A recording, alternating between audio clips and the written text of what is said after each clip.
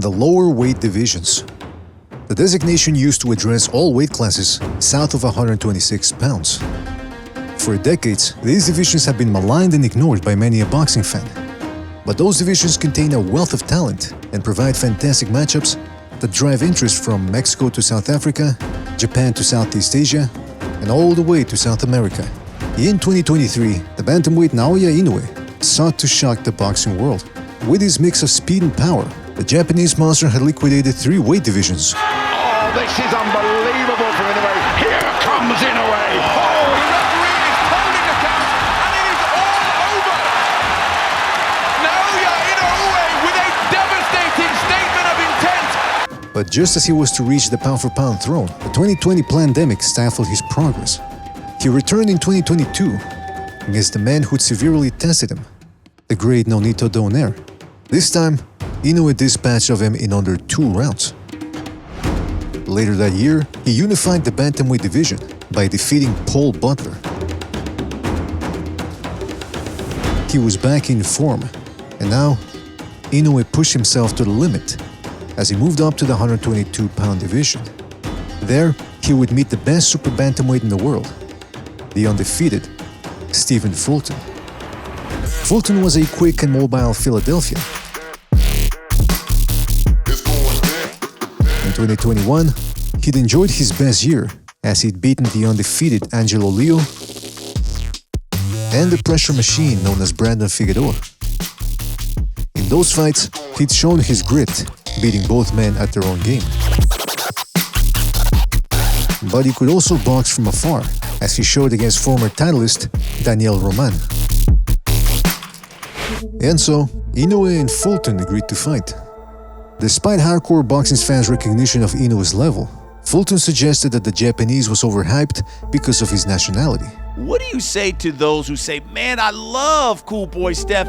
I don't know if he's got enough pop to keep Inoue off of him. I don't have nothing to say. You want to know why? Because I feel like the hype is around amongst him because he's a Japanese person doing these things. That's all. I feel like that's the hype is around because of that. I feel like I'm just gonna show swag in this fight, show style, show class. I feel like I'm gonna outclass him. Who has he fought of my style? Who has he fought? We seen everyone comes forward to him and try to dog him out and then get hit with some crazy shots. You never seen somebody that can mix it up like me. I have a style for every fighter, and it showed.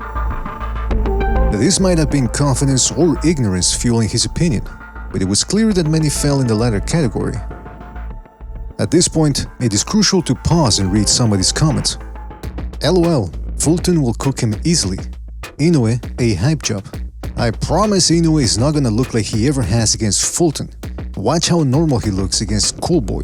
Inoue gets hit way more than Fulton does, man. He's not defensively responsible. Inoue is small, he won't be able to pressure Fulton like Figueroa tried to. And he's not quick enough to overwhelm Fulton, so that won't work either. It's just a poor matchup for the guy, to be honest. Now this guy listened to one Michio Kaku podcast too many. This will be a good fight, but Fulton should have a technical field day against the flat-footed Inoue. Flat-footed. Fulton can go back, forward, and lateral, which makes him a 3-dimensional fighter. Inoue is simply a 2-dimensional fighter, or we have yet to see his other dimensions. But in this fight, he must use all his dimensions to have a chance. I already hear the excuses people will come up with if Fulton wins. They gon' say Inoue was robbed, or Fulton ran, or Inoue was too green. El Mao. It's gonna be a great fight to watch for sure.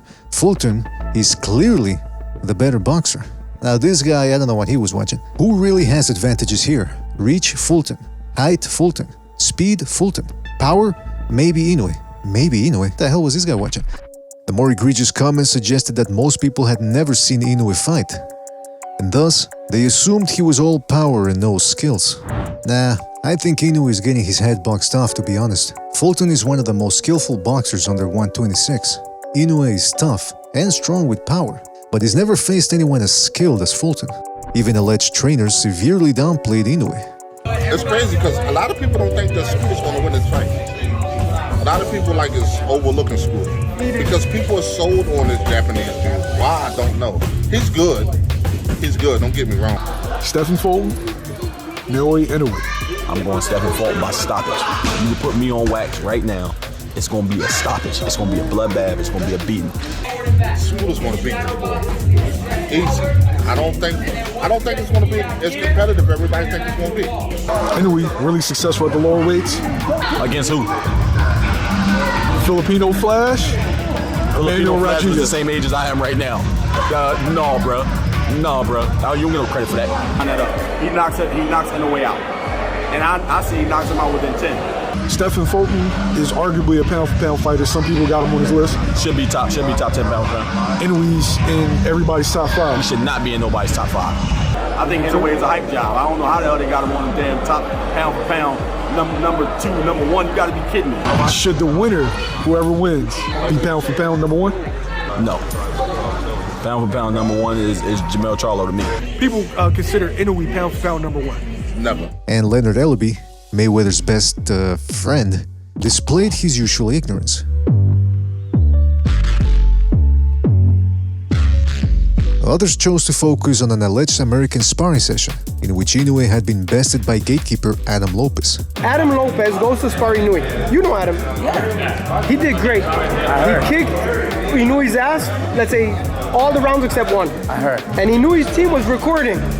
So Adam's team said, listen guys, don't upload the video. And they said, okay. They upload the one round that Inoue did good. And nobody has recorded? What do you think about that, Robert? You there? No, but Adam told me about it a week. Well, then you don't know what to believe, Ellie. No, I believe Adam. Fulton's stablemate, the undefeated Jaron Ennis, went as far as picking Fulton by KO victory. It was one thing for his friends to pick him.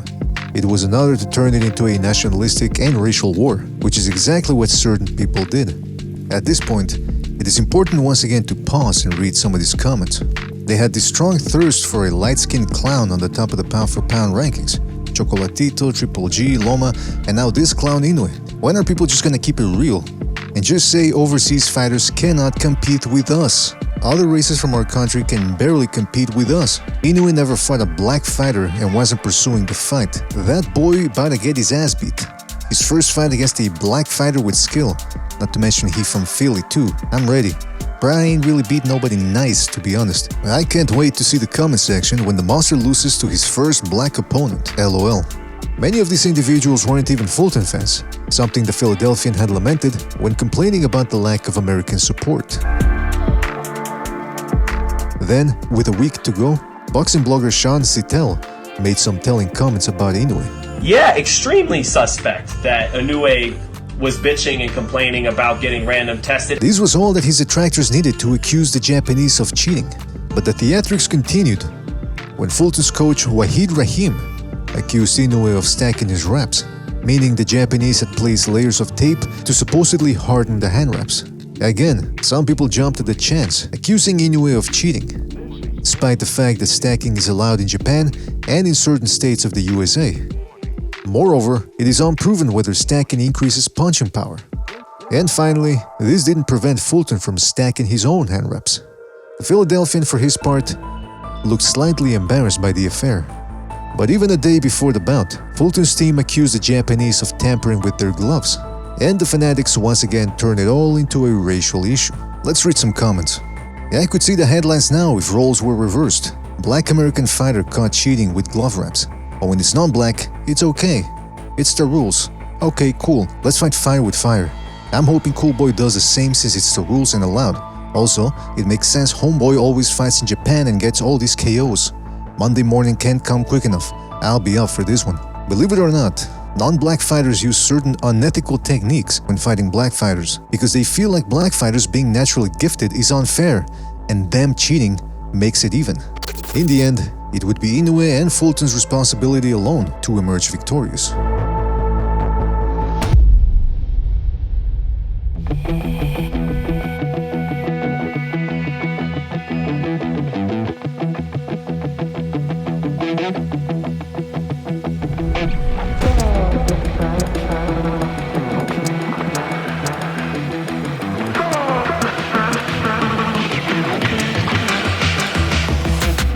Fulton started off moving, but Inoue beat him to the punch. Inoue was also out-jabbing Fulton. This was a major red flag, for the American was supposed to be the superior jabber. In the third, Fulton upped the aggression, but Inoue remained a sharper boxer.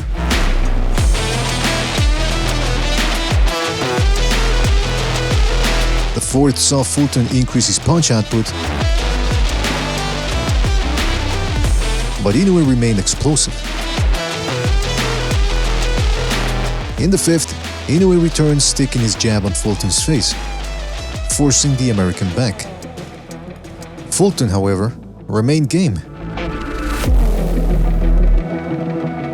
By the middle of the fight, Fulton was behind on points, a precarious situation considering his lack of power. Fulton did his best, jabbing with Inoue. But in the eighth, it all crumbled.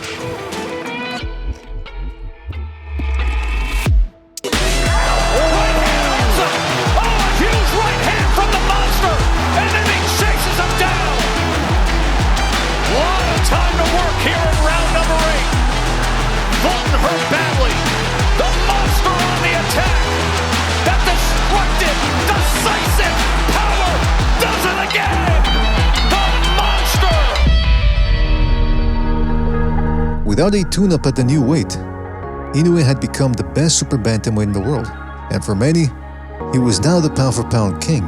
More impressively still, he'd made it look easy. After the bout, female boxer Clarissa Shields espoused her shock and revealed she'd never seen a full Inoue bout. Perhaps she was speaking for the myriad of people who'd besmirched his skills. Hey, my man showed up. He fought as hard as he could. I'm not sure what happened to him or with him. I haven't talked to him since the fight. Inoue, did he surprise you by how he performed? I was surprised, unpleasantly. I was surprised, and I got to give him his respect. I got to give him kudos. Others now insisted that Inoue had to move up 2 more divisions and fight the lightweight Gervonta Davis to be considered the #1 pound-for-pound fighter. But some, like former NBA star and hobo impersonator Steven Jackson, had complaints. One, ESPN announcers are the worst. It's clear wherever they at and whoever's the favorite, that's who they going for. You know what I'm saying? They're in Japan, so they was going for the Japan dude from the jump. Tim Bradley's the worst. I mean, besides beating Pacquiao, who did he beat? And he didn't beat Pacquiao that night. Cool boy, I commend you, bro. You got beat by a better fighter. He's stronger. He's not a great boxer. He's just strong as hell. The lunacy continued in December, after Inoue defeated the tough Marlon Tapales and managed to become the undisputed super bantamweight champion. Again, people clamored for him to move to 135 and face Gervonta Davis, a move which even the Baltimore native dismissed. Inoue's win sent Terence Crawford, his only pound-for-pound rival, into a frenzy of self-aggrandizement that could be generously described as outlandish, but more accurately described as downright embarrassing. And so, despite Inoue's accomplishments, many still doubted his legitimacy. That was fine. Some would never get it. Just like they would never watch anything below 122 pounds for another decade. In the end, Inoue had a nation behind him, and it was well earned.